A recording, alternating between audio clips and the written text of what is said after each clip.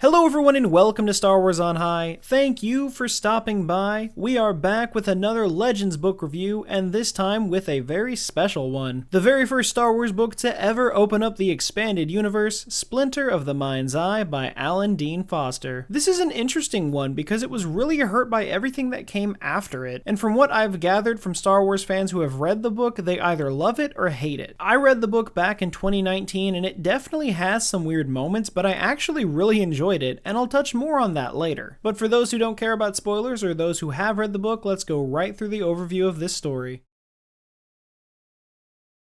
2 years after the Battle of Yavin, Luke, Leia, R2-D2, and C-3PO are out on their own and headed to Sercarpus 4, where a rebel meeting is being held. But their plans go astray when an energy storm causes both of them to crash land their ships on the swamp planet of Mimban. Desperate to ensure the princess is safe, Luke attempts to trek through the swamplands to find Leia's Y-Wing, and when he does, he realizes they may be stuck. Luke, Leia, R2, and 3PO manage to find a town further into the swamp. Unfortunately for them, it's a mining town that's run by the Empire, so laying low will not be easy. They get lucky and are able to talk their way out of a few situations by Luke explaining that Leia is just a servant girl, and smacking her around to play the part. They realize they can't keep it up forever though, and eventually run across a woman who notices right away that Luke is strong in the Force. The woman, Hala, sits down with Luke and Leia and explains that she is looking for a Force-sensitive item that is said to have immense Force power. Hala holds out her hand, showing them a shard of the item she's looking for, a shard to the Kaiburr Crystal. Hala asks that Luke and Leia help her find it, and in return, Hala will get them off-world. After leaving that meeting, Leia becomes angry with Luke, explaining how he should not have hit her, nor should he have called her a servant girl, and the two of them get into a fight in the mud that draws some unwanted Imperial attention. They discover that fighting in public is against Imperial law, and they are both taken into custody, while Hala, R2, and 3PO stay back and out of sight. Luke and Leia are placed in a jail cell until Hala comes to the rescue, using the Force to open the cell door. Hala leads them out of the prison and into a treaded ground crawler used for the terrain, and they make their way to a location where Hala believes the Kaiburr Crystal will be. It's not an easy drive, however, as a massive worm-like creature known as a Wandrella begins trailing the vehicle from under the surface. The crew attempts to fight back, but it is to no avail, with the end result being Luke and Leia jumping from the vehicle and getting separated from the others. Luke and Leia are able to hide themselves away in a cave while the Wandrella wanders around, but they realize due to the steep mouth of the cave that they are unable to climb out. They decide to make their way through the tunnel in hopes of finding another exit. What they find instead is not what they were expecting. As they make their way through the caverns, they come across an underground city, where they are then taken captive by the natives of the city, the Koway. The Koway take Luke and Leia into the city, where they find that Hala, R2, and 3PO have also been captured. Luke learns that the Koway are a race of warriors, and in order to leave, he must defeat their champion fighter in a duel. Luke is able to defeat this champion, allowing himself and the others to go free, but not before Luke feels a cold disturbance in the Force. The Imperials have come looking for them, led by Darth Vader. The Koway are able to push back the Imperial forces, allowing Luke and the others to escape. They realize that Darth Vader is also looking for the Kaiburr Crystal, and this has now become a race against the clock. Luke and the rest of the crew are able to beat Vader to the Temple of Pomojima, where they begin looking for the Kaiburr Crystal. As they search, Vader catches up, using the Force to trap Luke's leg under a pile of rubble. Leia picks up Luke's lightsaber and attempts to fight off Vader, but is badly injured. Luke gets free of the rubble and continues to fight off Vader,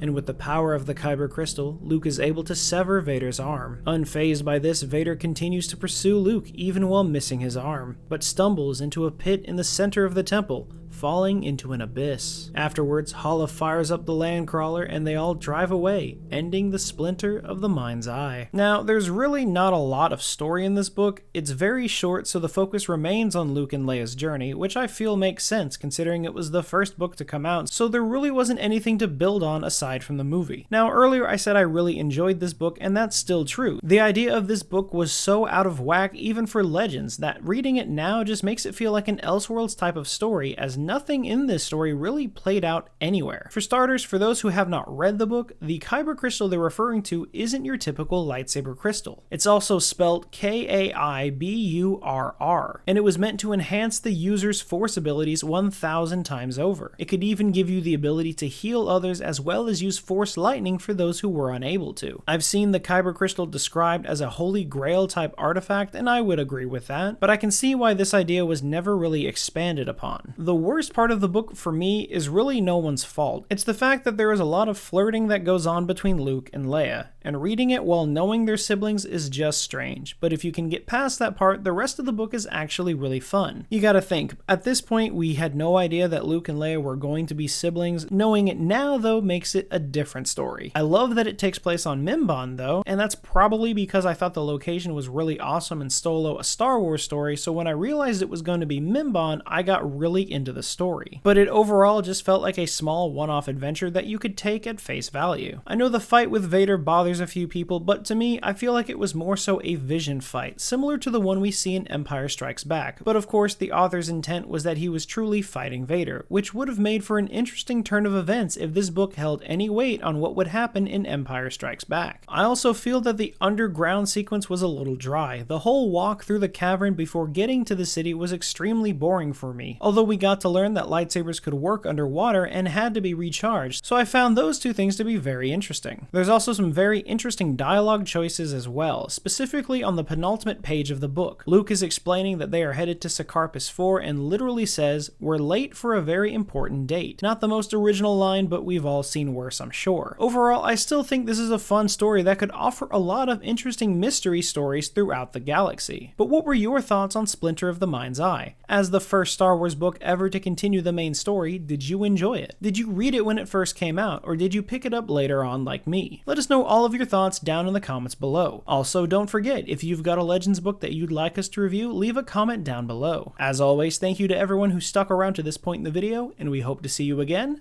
very soon.